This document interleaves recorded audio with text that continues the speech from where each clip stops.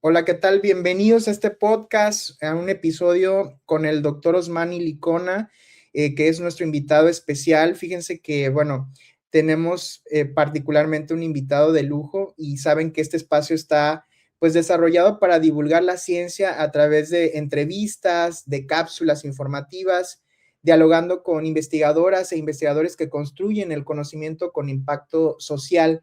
En este episodio vamos a hablar sobre educación superior, sobre interculturalidad, sobre inclusión y derechos digitales desde una perspectiva indígena a partir del proyecto postdoctoral y la plataforma PIDES, que más adelante nos va a explicar el doctor Osmani cómo funciona. Antes de iniciar la conversación, me gustaría presentar brevemente a nuestro invitado. El doctor Osmani Licona Quiterio es licenciado en Derecho por la Universidad Autónoma del Estado de Morelos, especialista en Derechos Humanos por el INACIPE, maestro en Administración Pública por la Universidad de Brest, Francia, y maestro y doctor en Ciencia Política por el Colegio de Morelos.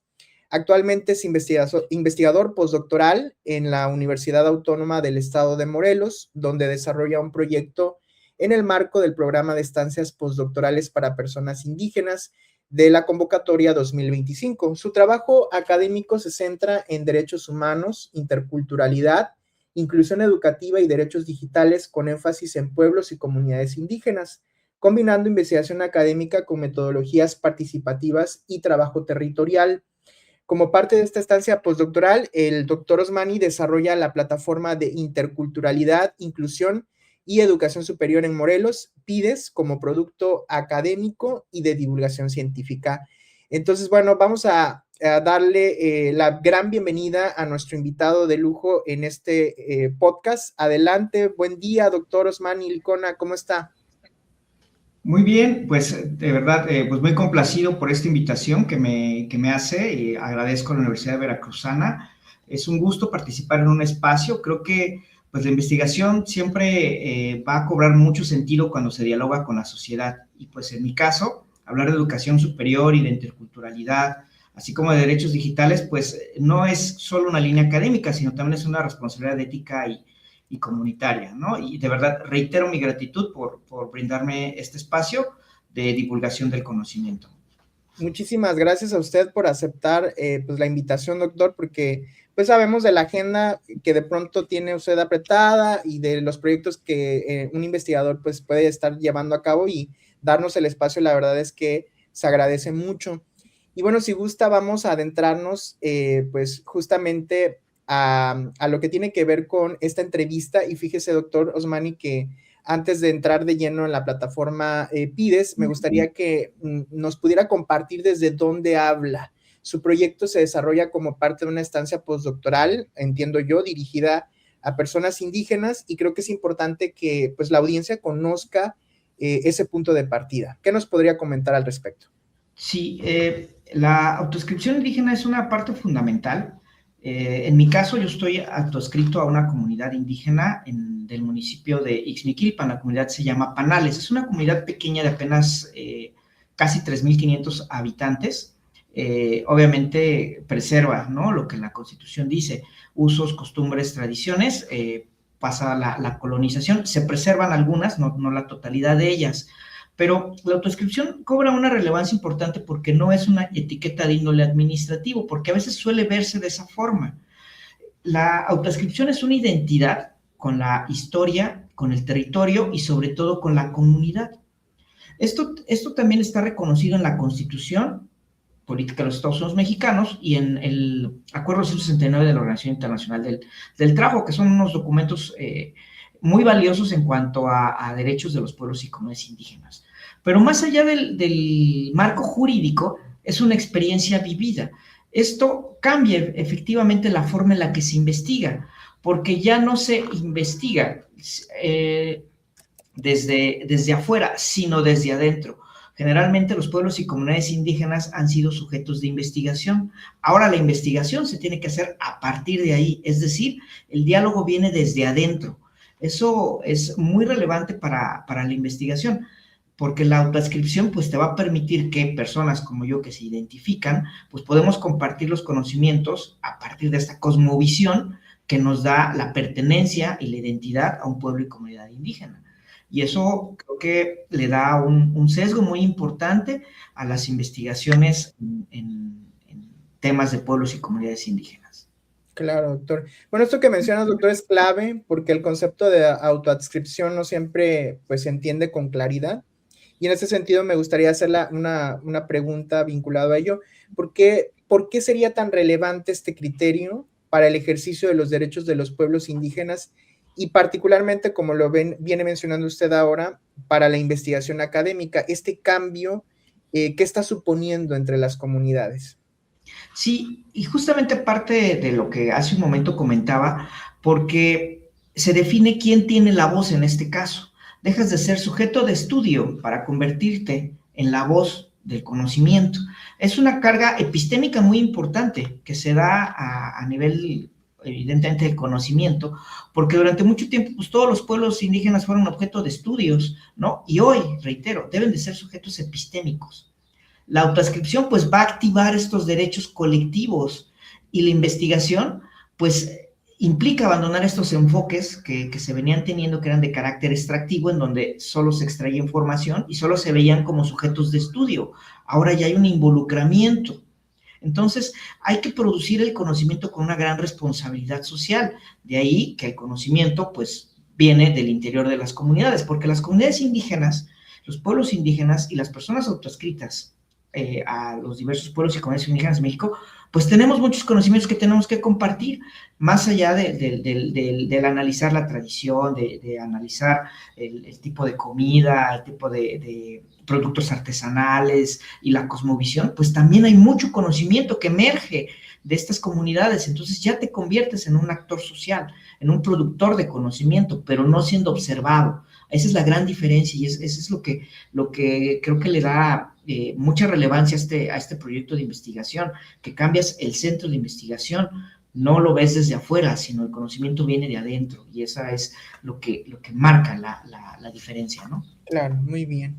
Muy bien, doctor. Con ese punto de partida, pues vayamos ahora sí a lo que sería la plataforma. En este sentido, yo le preguntaría, ¿qué es PIDES y cómo surge dentro de su proyecto postdoctoral? Sí, es importante contextualizar, ¿no? La Secretaría cada año publica unas convocatorias para realizar investigación de estancias postdoctorales para personas indígenas. Y justamente estas plataformas, esta convocatoria establecen pues los lineamientos que deben de seguir y se alinean con los que son los PRONACES, los Programas Nacionales de Desarrollo. Dentro de estos programas nacionales de desarrollo, pues evidentemente se focalizan los derechos de los pueblos y comunidades indígenas, la preservación de la lengua, la interculturalidad. Entonces, lo que yo hice, apegándome a mis líneas de investigación, fue presentar un proyecto que consistiera en generar una plataforma de interculturalidad e inclusión en la educación superior en Morelos. La educación ha sido muy estudiada también, pero generalmente nos quedábamos varados en educación básica. Ahora la tendencia es que se empiece a investigar, o buscamos generar esa tendencia, que se empiece a investigar o que se investigue más respecto a la educación superior en México. Y esto parte de una reforma constitucional que se dio en el 2019, donde se reconoce ya la educación superior como un derecho humano. Y entonces se cambia este paradigma en donde antes primero era solo saber escribir, después era solo tener la primaria, y ahora la Constitución te reconoce el derecho a la educación superior como un derecho humano. Y entonces, pues implica ya nuevos retos en la inclusión y en la interculturalidad. Y además, pues como toda la educación laica, gratuita, obligatoria, ¿no? Entonces, este nuevo paradigma en la educación, pues surge de una pregunta concreta. ¿Cómo vamos a hacer efectivo el derecho a la educación superior en los pueblos indígenas? Y entonces, esta plataforma se organiza en información clave, que es la oferta educativa de las instituciones de educación superior, evidentemente públicas, los procesos de admisión explicados con claridad, el marco normativo sobre interculturalidad y derechos digitales y las barreras estructurales que pues ya existen, ¿no? Y que obviamente muchas se generan a través de brechas digitales, brechas que tienen que ver con la territorialidad, con la exclusión, con la discriminación, con el hecho de pertenecer a un pueblo indígena y no tener el acceso a la educación superior.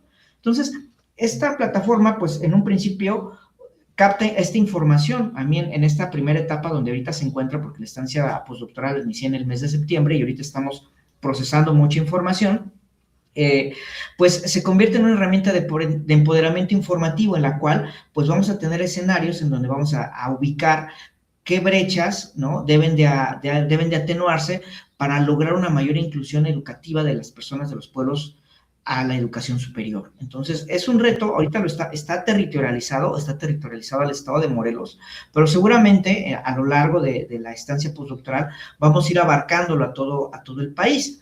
Morelos cuenta con comunidades, es una de las entidades federativas que cuenta con municipios indígenas en la República. Y hay proyectos interesantes de gobierno para lanzar universidades interculturales. Entonces, obviamente esto pues está en proceso, pero va a llegar un momento en el que se materialice, pero para que se materialice de una mejor manera, pues hay que condensar esta información y por eso se propone la creación de esta plataforma de interculturalidad, la cual pues ya estamos trabajando en un sitio en internet, está alojada, cuenta ya con alguna información importante y se va a lanzar el prototipo en el mes de marzo. Entonces, y ahí tiene aspectos muy importantes que, bueno, ya te iré comentando a lo largo de esta charla. Claro que sí, doctor. En el trabajo que usted realiza se habla de barreras estructurales en la educación superior y que ahora usted ha ido mencionando y por supuesto también el marco jurídico en el que queda justamente instalada esta plataforma que se escucha muy interesante. Y yo le preguntaría en este sentido, ¿cuáles serían las principales barreras que el proyecto y la plataforma en sí buscan documentar y también visibilizar al mismo tiempo? Claro, la primera de ellas es lo que se denomina la brecha digital, ¿no? Esta brecha digital parte del acceso que la gente tiene a las tecnologías de la información y la comunicación, incluidas en estas el Internet y la banda ancha. Estas brechas digitales se generan a partir sobre el uso de estas tecnologías y tenemos datos estadísticos. Por ejemplo, hay entidades en la República que el 90% de las personas utilizan Internet y hay localidades donde apenas el 50 o el 40% y viviendo en el mismo país. Esas brechas te van a generar, esas diferencias te van a generar estas brechas, pero además no solo es el uso del Internet, sino que tanto la gente está preparado, familiarizado con las plataformas, por ejemplo, para registrarte, para inscribirte en una universidad, pues muchos de los filtros son de carácter digital.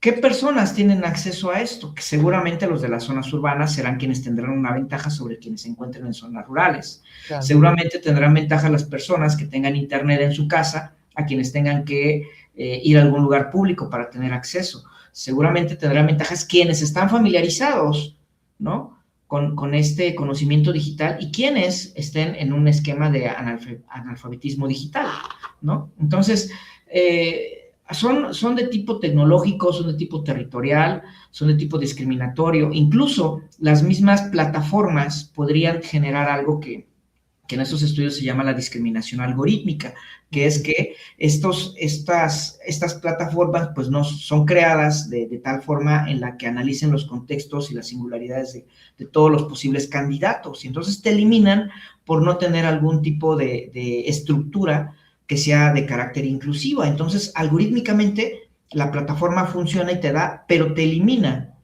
te restringe, ¿no? Y muchos de estos algoritmos a veces no te dejan funcionar, por ejemplo, porque no puedes subir bien tu clave única de registro poblacional o por la edad o por algún tema y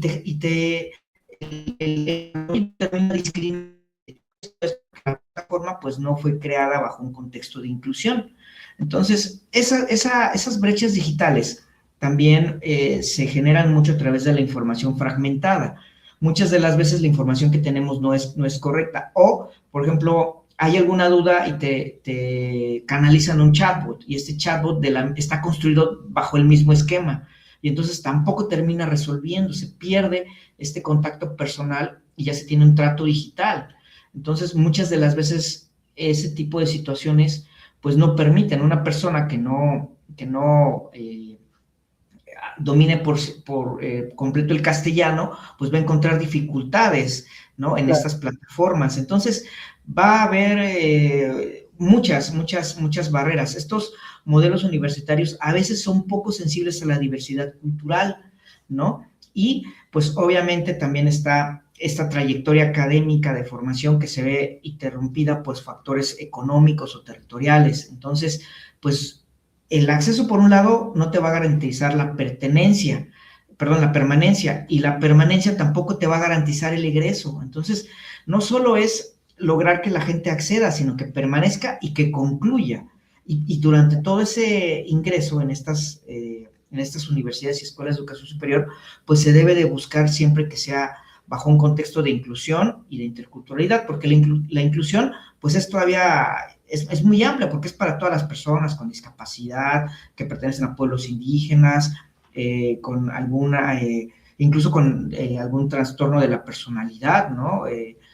Es muy amplio y la interculturalidad pues también lo es. Entonces es un nuevo reto para la educación superior en México, así como viene planteada, ¿no? Y de ahí la idea de identificarlas, de focalizarlas y pues con eso tratar de pues disolverlas, disuadirlas, hacerlas menores, ¿no? Acortar estas brechas estructurales.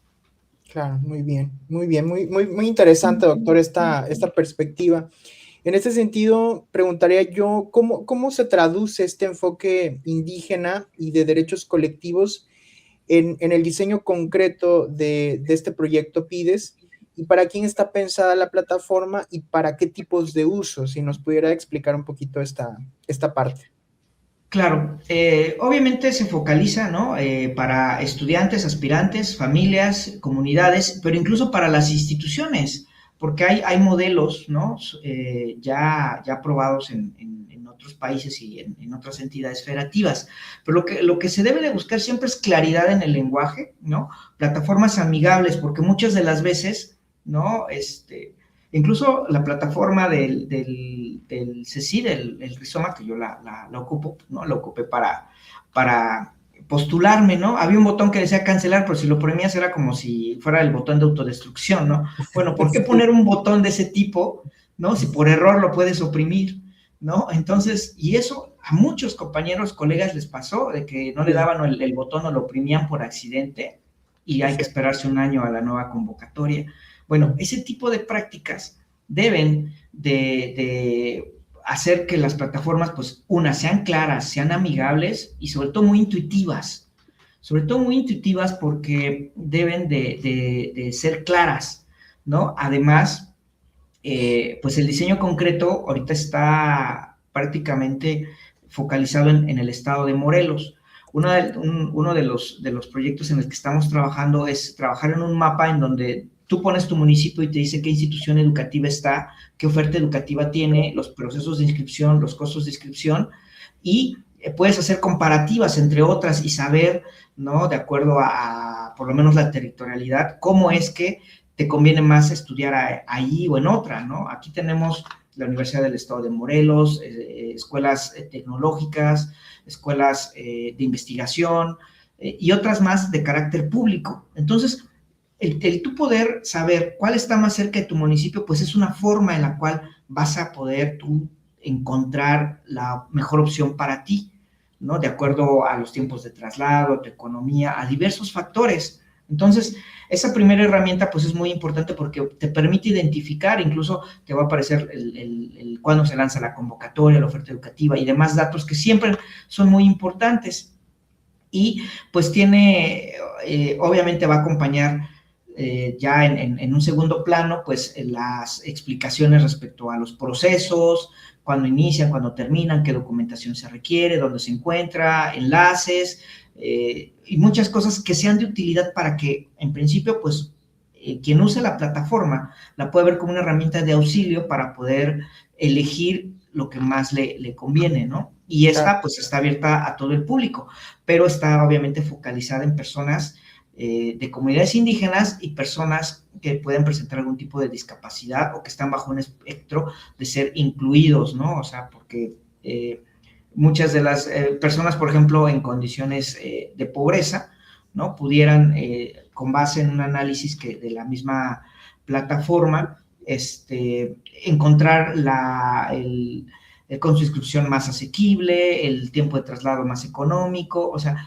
tiene varios enfoques que van a ser muy, muy importantes, ¿no? Es un ejercicio interesante que, bueno, aquí tengo que trabajar con colaboradores que desarrollan plataformas, que trabajan con inteligencia artificial.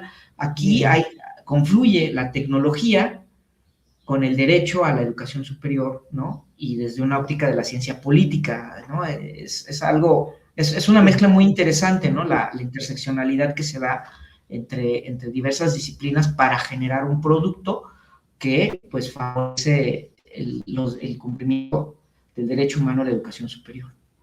Claro, y aparte, bueno, habla de la capacidad de trabajo inter y transdisciplinario, porque aquí lo que decía usted, ¿no? Se conjugan diferentes disciplinas que aportan un granito de arena a un proyecto de carácter colectivo, en cierto sentido, que permite, pues, darle acceso a la educación superior. Bueno, doctor, en este sentido, la interculturalidad ya nos ha quedado claro que es uno de los ejes centrales de este proyecto. Y yo preguntaría, en este sentido, ¿Pides cómo entiende la interculturalidad y qué cuestiona? Ya nos ha ido diciendo un poco qué es lo que se cuestiona, pero para ampliar un poco más esta respuesta, ¿qué se cuestiona de los modelos actuales de educación superior vinculados a la interculturalidad? Claro, y es que históricamente la interculturalidad, ¿no? Aunque está reconocida, ¿no? En la Constitución, ¿no? Como una nación pluriculturalidad, pues la interculturalidad es este trabajo, esta colaboración, esta mezcla que se da entre culturas, ¿no? Es la interculturalidad. ¿Cómo trabajan? Pero habitualmente se ve como un tema más de folclore, ¿no? Así como que la intercultural, hay que ver cómo se visten las indumentarias y cuáles son las comidas. Es muchísimo más que eso. Sí es parte de la interculturalidad el folclore, pero no es lo único. Es un diálogo horizontal entre sistemas de conocimiento. La interculturalidad es mi cultura, cómo dialoga con otras culturas como sistemas de conocimiento, ¿no? Hay una cuestión porque los modelos universitarios son monoculturales, es decir, están castellanizados, van dirigidos a cierto sector de la población, no contemplan espacios de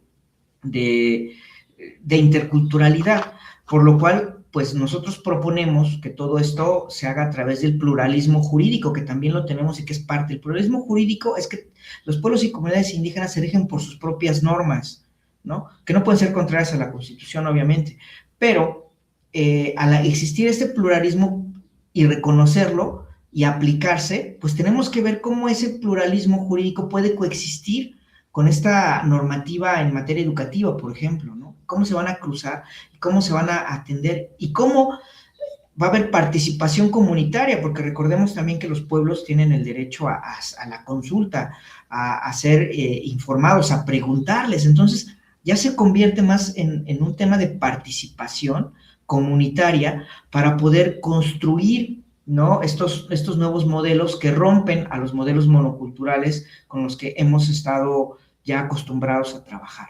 Entonces, reitero, ¿no? Aquí la interculturalidad la vemos como un diálogo horizontal entre sistemas del conocimiento que están reconocidos en la ley y que es importante entenderlos para generar, pues, nuevos modelos que rebasan la monoculturalidad que era con la que se ha venido trabajando históricamente. Entonces, es todo un desafío incluso para las instituciones de educación superior verlo así, ¿no? Claro. Incluso por la oferta educativa, ¿no? La oferta educativa se reduce, ¿no? Todas las universidades tienen inglés, pero ¿cuántas enseñan lenguas indígenas? ¿No? Tenemos una pérdida, ¿no? De 480, un poco más menos, cuando a la época de la conquista, hoy sobreviven 68, ¿no? Entonces hay una pérdida importante de la lengua y pues se tiene que preservar. Entonces la interculturalidad pues busca esto, preservar estos sistemas de conocimiento, entre ellos la lengua, la medicina tradicional, las propias tradiciones, el propio folclore, pero todo en su conjunto representan interculturalidad y hay muchísima interculturalidad en México. Eso hay que reconocerlo, ¿no? Claro, claro, Mucha sí, cultura. por supuesto, y la dificultad que ello supone también en el contexto de las instituciones de educación superior, justamente para, de alguna manera, comprender en profundidad lo que implicaría este enfoque, ¿no? Para el desarrollo institucional también. Bueno, doctor, la verdad es que en términos generales el trabajo es muy, muy interesante y yo quisiera preguntar, que no se me escape esta parte de la inclusión educativa. Su trabajo muestra que el acceso no lo es todo, ¿no? ¿Qué revela PIDES sobre las trayectorias de estudiantes indígenas dentro de las universidades o qué estaría en condiciones de revelar sobre esas trayectorias estudiantiles que de pronto pudieran pasar inadvertidas en un sistema, como lo ha mencionado usted, pues digamos, ya perfilado hacia un tipo específico de estudiante? Claro, aquí las trayectorias es muy importante porque la historia nos muestra algo muy, muy importante, ¿no? El ingreso es como que el primer objetivo, y hace un momento decía, ¿no? Es el ingreso, la permanencia y el egreso. Pero el ingreso no es suficiente. Muchos estudiantes se enfrentan a la exclusión estructural, ¿no? Y al aislamiento. ¿Por qué? Porque no hay apoyos que atiendan el contexto, ¿no? Entonces, lo que la plataforma nos va a ayudar a encontrar es visibilizar esas trayectorias e impulsar políticas universitarias con mayor, que busquen una mayor integralidad. Es decir, vamos a encontrar políticas universitarias más inclusivas, más integrales, que observen, ¿no? Que ya no solo, o sea, el reto es el acceso, pero ya que estén adentro, ¿no? Tiene que continuar viéndose cuáles van a ser estas barreras estructurales que pueden impedir la permanencia y que evitarían la conclusión, ¿no? Entonces, tenemos que focalizarlo porque sí, históricamente, ¿no?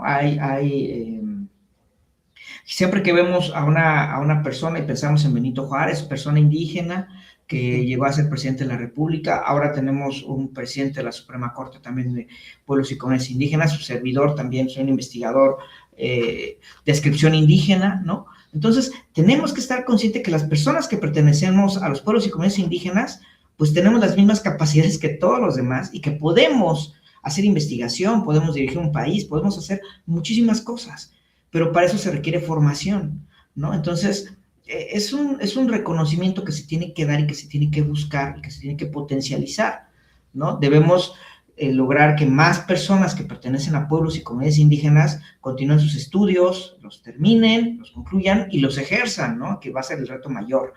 Pero justamente de eso se trata, de identificar y lograr que estas trayectorias, ¿no? Pues cumplan con su objetivo, ¿no? Una realización, una representación digna del pueblo y de la comunidad a la que perteneces y que logren pues esta trascendencia, ¿no? Tenemos los pueblos y comunidades indígenas que buscar esta trascendencia. Y esto es y el estudio en la educación superior, pues es un camino para esta trascendencia. Muy bien, doctor. Bueno, además de esta plataforma, doctor, el proyecto contempla otros productos académicos y de divulgación, me imagino, y no sé si nos pudiera ampliar un poco al respecto, y también cómo se articularía PIDES con estos otros resultados del proyecto.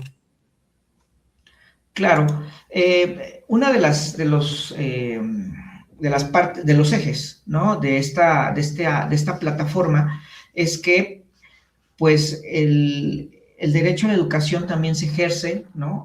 A través de mecanismos digitales, lo cual nos genera, pues, un nuevo escenario, un nuevo contexto, ¿no? Entonces, el derecho a la educación, pues, por estar mediado por estas plataformas, pues, nos podemos encontrar fenómenos en donde hay nula conectividad, no hay alfabetización digital y no hay protección de datos. Entonces, el derecho se debilita por, por estos fenómenos y entonces, de nueva cuenta, ¿no? Me gustaría, digo, como paréntesis, ¿no? Muchos de nuestros derechos que hoy conocemos derechos humanos, ¿no? Están trascendiendo a un plano digital, Claro, ¿no? Muchos de nuestros derechos los ejercemos y uno de los que más está cobrando fuerza en el ámbito digital es la educación. Si bien la pandemia nos acercó a modelos ¿no? de conectividad, ¿no? Lo cierto es que ya se empiezan a buscar más este tipo de modelos. Y en la educación superior, pues no es la excepción. De hecho, la educación superior es el modelo educativo que más ocupa la digitalidad. Y así como la educación, muchos otros de nuestros derechos, ¿no? Conocemos a personas, compramos, administramos nuestras tarjetas de crédito, conocemos gente, hacemos videollamadas, ¿no? O sea, estamos interactuando con nuestros derechos digitales. Entonces, cuando los ejercemos y no hay una regulación, hay algunos vacíos, pues nos va a dejar justamente forma de que las brechas se acrecenten, ¿no?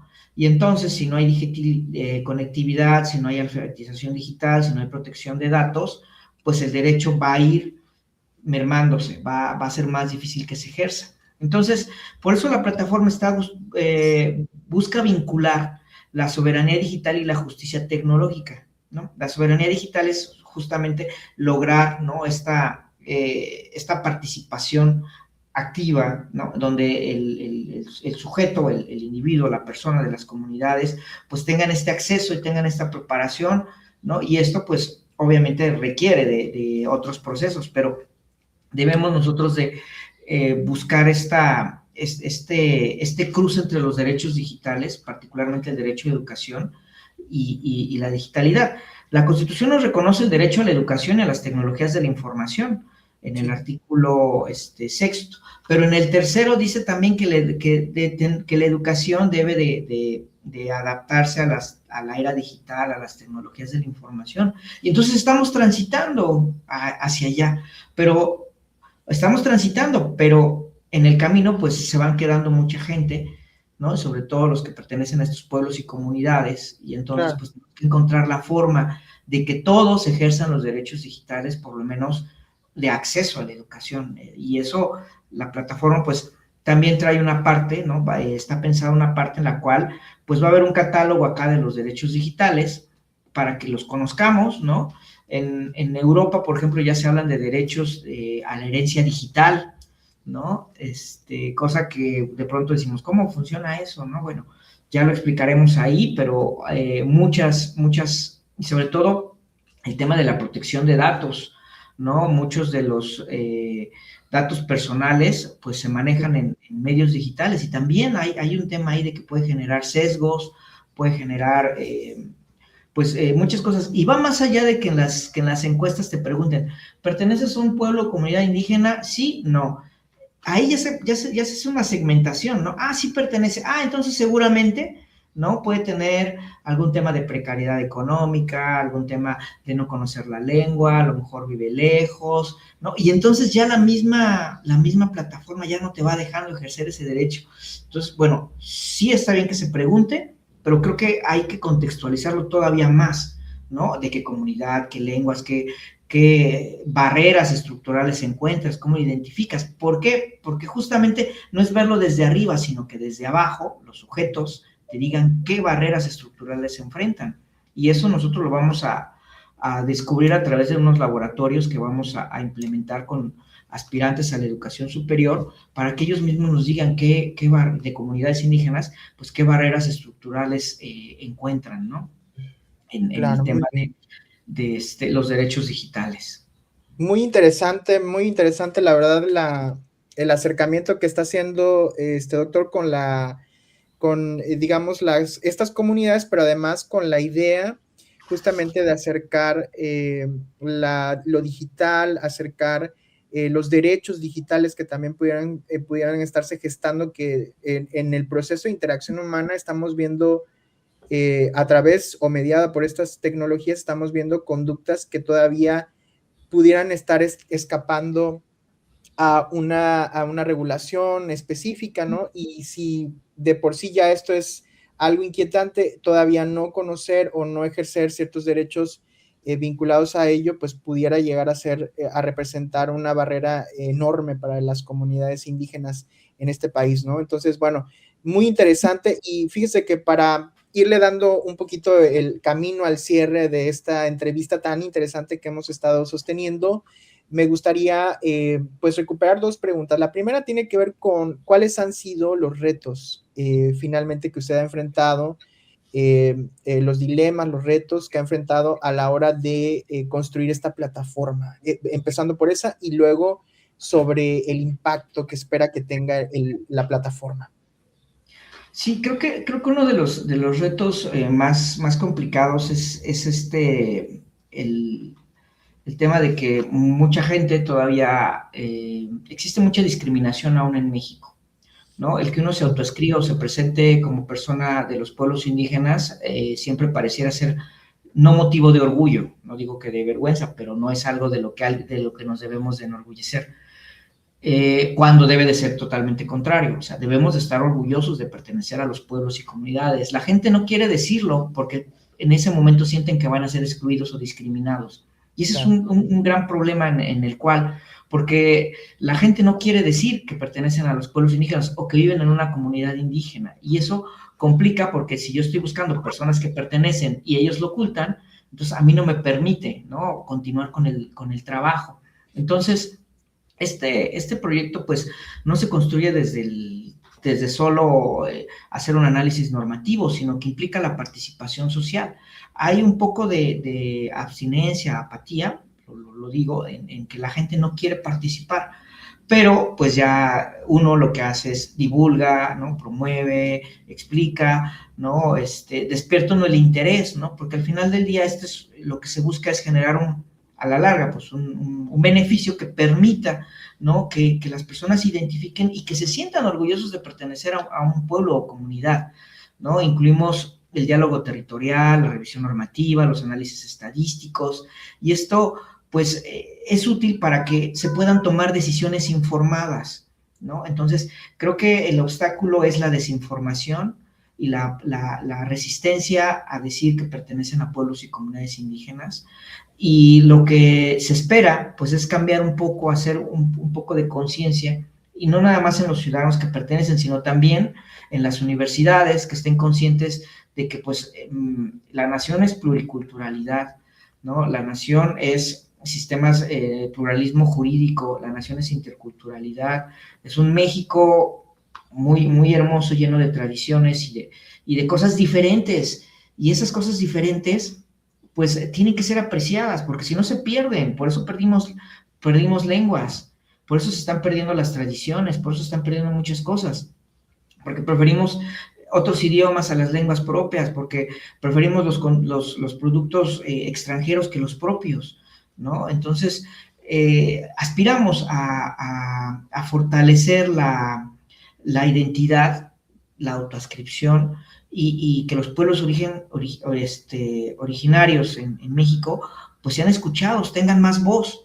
¿no? Obviamente este proyecto pues, es bastante ambicioso y seguramente en alguna medida lo logrará, pero buscamos cambiar los escenarios, buscamos cambiar este escenario donde coexistimos de manera armoniosa pueblos y comunidades con toda la sociedad, y se deja de ver segmentado al pueblo indígena, porque así es como se ve segmentado. Entonces hay que romper con esa brecha. Es cierto, doctor. Yo preguntaría, ¿hasta cuándo, o más bien, cuál es el tiempo estimado, o para cuándo está proyectado que este proyecto ya esté completamente echado a andar, o tiene algún calendario o cronograma en el que ya pudiera tener, digamos, como el proyecto en marcha, si ya está en etapas? ¿Cómo es que funciona esto? Sí, la plataforma está en etapas, ahorita se encuentra en una etapa inicial, el prototipo se lanza en marzo, ya la versión oficial, marzo, abril, mayo, sería en junio. ya nutrida con todo lo que es el mapa que les comentaba, toda la información de todas las universidades, y se va a ir nutriendo con foros, con información. Estoy sumándome a redes de investigación, se articula con otros productos, publicaciones académicas, análisis normativos, propuestas para la gobernanza. Es un puente de investigación especializado y de acceso para el ciudadano al conocimiento. También pues va a contener los derechos digitales, análisis, artículos, algunos capítulos de libros. Yo he desarrollado ya algunos que están por publicarse, también van a estar ahí. También va a ser un espacio en donde pues propios investigadores que quieran divulgar, ¿no? En un espacio que va focalizado, ¿no? A este sector de la población, en realidad es para todas las personas, ¿no? Por todas las personas, pues, o sea, dices, es que yo no soy de una comunidad indígena, ¿yo para qué quiero saber? Pues es importante que las personas que no conozcan de derechos indígenas y de derechos digitales sepan de sus derechos porque los van a defender, ¿no? Entonces, esta plataforma está en una etapa inicial, en junio se lanza y de ahí se va a empezar a nutrir con toda la información que se dé en foros, en entrevistas, en podcasts, en laboratorios, en seminarios, con las publicaciones en libros y con toda la sociedad que guste articularse, porque es una situación que está abierta. Incluso vamos a generar vínculos con el gobierno del estado para que también se sumen. No es un trabajo que critique las omisiones históricas que se ha tenido, sino es un trabajo que busca, ¿no? Lograr un equilibrio, alcanzar esto que ya está rebasado y colabora. Es un espacio colaborativo en donde la sociedad, el gobierno, los académicos, los pueblos indígenas, pues participen y de manera todos colectiva, conjunta, pues logremos un mayor reconocimiento del derecho humano a la educación superior como eje principal de este proyecto de investigación, ¿no? Reitero, es un proyecto bastante ambicioso e interesante y que, bueno, la Secretaría tuvo a bien aceptármelo y pues estamos de verdad trabajando, porque es mucho el trabajo que se tiene que hacer, es mucha la labor investigativa, es mucho la labor colaborativa, la labor que se tiene que hacer en la generación de las plataformas, del sitio en internet, el auxilio, incluso también va a haber una parte de lo que tiene que ver con la inteligencia artificial. Yo me estoy capacitando en Oracle Academy, en una certificación para el uso de procesamientos de datos y el Machine Learning. Entonces, también yo de mi parte, pues tengo que nutrirme y aprender a trabajar con ese procesamiento. Acabo de terminar el curso propedéutico, curiosamente está dirigido a ingenieros, pero yo me postulé, ese es del Centro de Formación e Inteligencia Artificial del Gobierno Federal. Es un curso muy interesante, justo lo terminé hace un par de semanas. Y toda esta información, pues obviamente a mí me va a ser útil para lograr articular todo esto, ¿no? La articulación es muy importante, reitero, pueblos, gobierno, universidades, investigadores, todo se tiene que articular, obviamente buscando, ¿no? Este beneficio conjunto al cual tenemos derecho, que es el acceso a la educación superior. Claro, es cierto. Y bueno, la capacitación es indispensable, ¿no? Para poder apuntalar áreas del proyecto. Doctor, escucho con atención la intención que usted tiene de involucrar a la comunidad que quiera hacer divulgación, producción de conocimiento. ¿Nos puede proporcionar aquí algún correo para que lo pongamos abajito? ¿Quién se puede contactar con usted si quiere colaborar o si quiere estar, digamos, en contacto con usted para poder, pues, participar de este proyecto?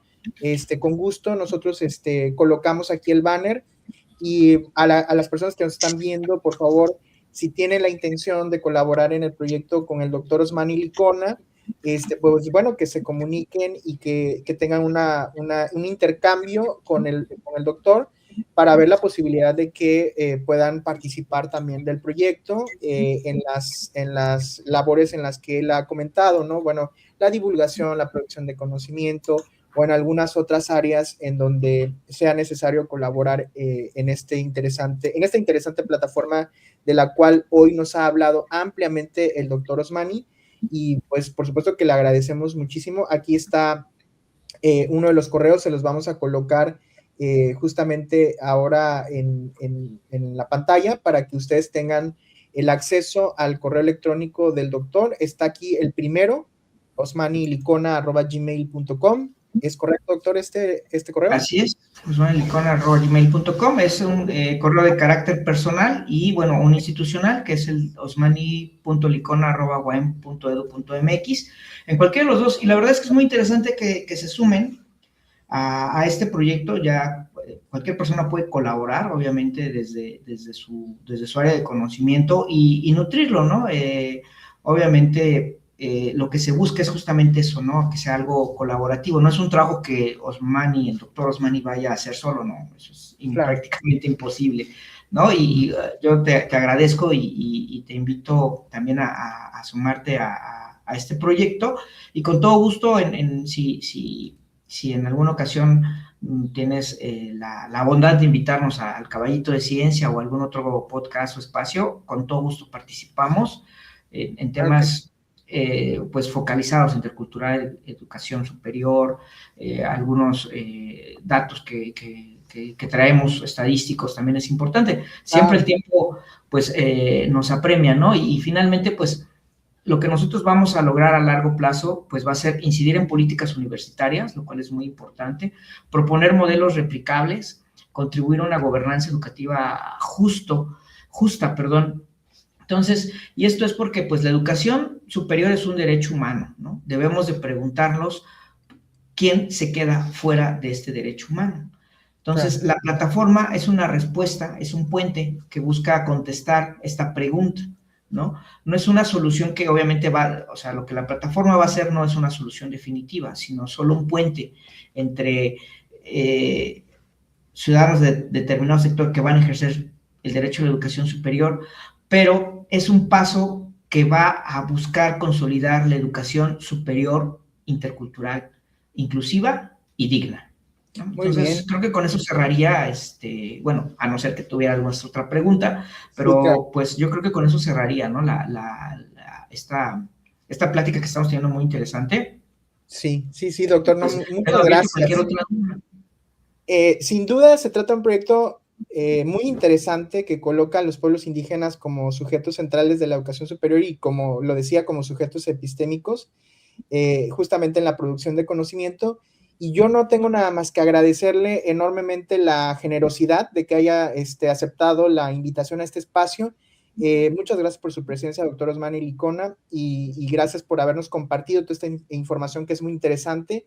Voy a colocar nuevamente su correo electrónico particular, que es osmanilicona@gmail.com en la pantalla, y ahora está apareciendo en la pantalla osmani.licona@uam.edu.mx, que es el correo institucional del doctor, por si alguien desea adscribirse, unirse a este proyecto. Me parece que es muy interesante, como lo han escuchado de voz justamente del propio doctor Osmani Licona. Así que, bueno, doctor, muchas gracias otra vez por su participación en el podcast Un Caballito de Ciencia.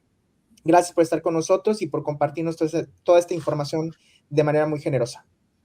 Pues te agradezco de nueva cuenta a la Universidad Veracruzana. Gracias, doctor Eduardo, por toda tu anfitrionía. La verdad me siento complacido y pues seguramente nos continuaremos viendo, y gracias a todo el auditorio por Muchísimas gracias, doctor tomarse el tiempo Osmani. de ver Y esta.